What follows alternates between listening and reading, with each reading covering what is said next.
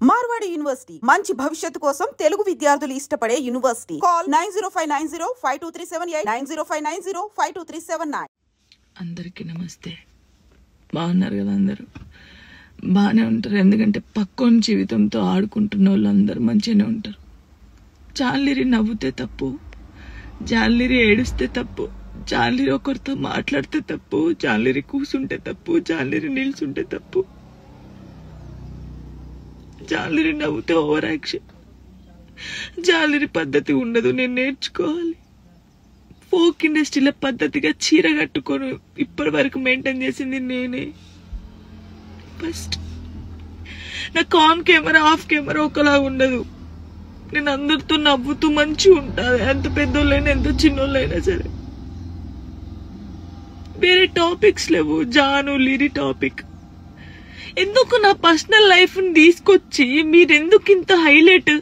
అంటే మీ వ్యూస్ కోసమా? మాట్లాడితే జాన్లరికి రెండో పెళ్లి, ఒక ఫోటో వేయడం, జాన్లరికి రెండో పెళ్లి, జాన్లరికి రెండో పెళ్లి. ఆడోళ్ళు మొగోళ్ళు న్యూస్ రిపోర్టర్స్ అంతా ఇంతేనా? ఒక ఆడపిల్లకి ఆడపిల్ల బాగా తెలుస్తుంది అనుకున్నా, మీరు కూడా ఇంతేనా? అసలు నా పర్సనల్ లైఫ్ ని ఎందుకు తీస్తున్నారు? మీకు అసలు జానులిరి తప్ప వేరే టాపిక్స్ లేవా?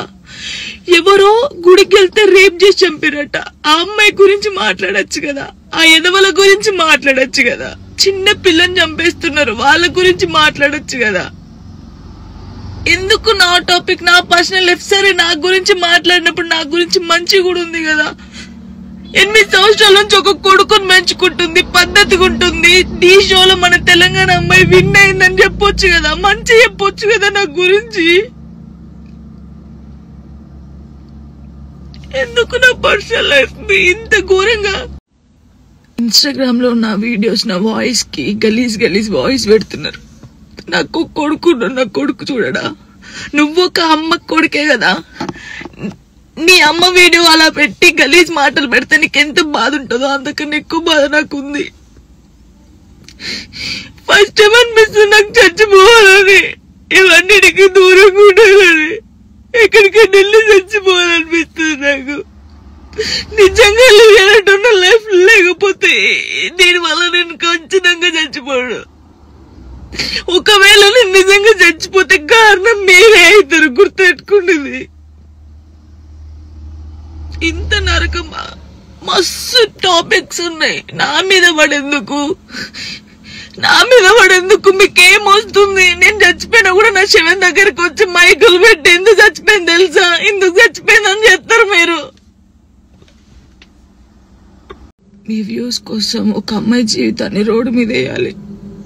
అది మంచా చెడ ఆలోచించరు, ఇష్టం ఉన్నట్టు కామెంట్స్ పెడతారు. మా అమ్మ నాన్న నన్ను చిన్నప్పటి నుంచి ఒక మాట కూడా అనకుండా పెంచారు, కానీ ఈ రోజు అడ్డమైన వాళ్ళతో నేను మాటలు ఆడుతున్నాను.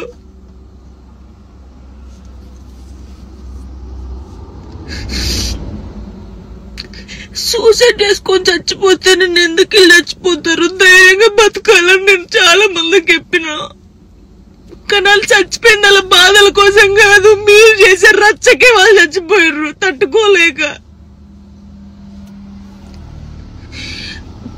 నాకు ఈ రోజు అనిపిస్తుంది, నాకు ఓపిక నశించింది. నేను చూసి వీడియోలకి నా వాయిస్ కి గలీజ్ వాయిస్ పెట్టడం, మీ అమ్మ తీసుకొచ్చి మీ అమ్మ వాయిస్ కి గలీజ్ మాటలు పెడితే మీకు అప్పుడు అర్థమవుతుంది బాధ. నేను ఏ రోజు మాట్లాడలేదు, కానీ నాకు ఓపిక నశించింది. నాకు ఈ బాధ తట్టుకోలేకపోతున్నా, ఎవరు చెప్పుకోవాలి కూడా అర్థం కావట్లేదు నాకు. నా లైఫ్ మీద మీకు ఇంత ఇంట్రెస్ట్ ఎందుకు? మీ లైఫ్ మీద పెట్టుకోండి కదా. ఆ టైంలో మీ లైఫ్ మీద పెట్టుకుంటే బాగుంటది. ఒక అమ్మాయి జీవితంతో ఆడుకోవడం ఎందుకు? నా కొడుకుని మంచి చదువుకొని మంచి పొజిషన్లో చూడాలనుకున్నా, చూడలేదేమో నాకు అర్థమవుతుంది. నేను బద్దల్లో పోతా. ఇది మాట్లాడితే మీరేదో ఆపేస్తారు, ఇది కాదు. ఓపిక నశించి నేను ఎప్పుడు దేనికి రియాక్ట్ కాలేదు. ఒక అన్నతో మాట్లాడే తప్పు, నా తమ్ముడు మాట్లాడితే తప్పు, ఎవరు వారికి లింకులు వేస్తారు.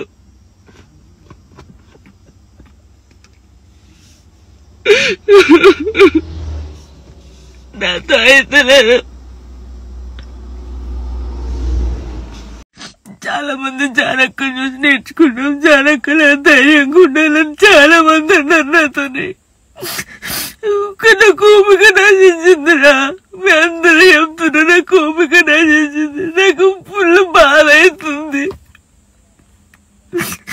ఇంత నరకంలో నిజంగా చాలా మంది అమ్మాయిలు సూసైడ్ చేసుకుని చచ్చిపోతే ఎందుకు చచ్చిపోయారు, వీళ్ళకి ఏం మాయరోగం వచ్చిందని నేను అన్నా. కానీ ఆ బాధలు ఉన్నోళ్ళకే తెలుస్తుంది ఆ బాధ, అట్లెందుకు మైండ్కి వస్తుందని నాకు ఇప్పుడు అనిపిస్తుందా.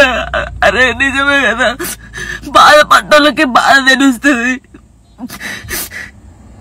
కానీ తప్పు న్యూస్ ఛానల్స్ కానీ ఇన్స్టాగ్రామ్ లో ఉన్నోళ్ళకి కానీ చాలా తప్పు. ఒక జీవితాన్ని, ఒక ప్రాణాన్ని మీరు ఆ ప్రాణం పోయినాక మీరు చేసేది ఏం లేదు, మీరు సంతోషపడతారు. కానీ ఒకరిని చంపి ఒకరిని బాధపడి మీరు బతకొద్దు, చాలా తప్పు.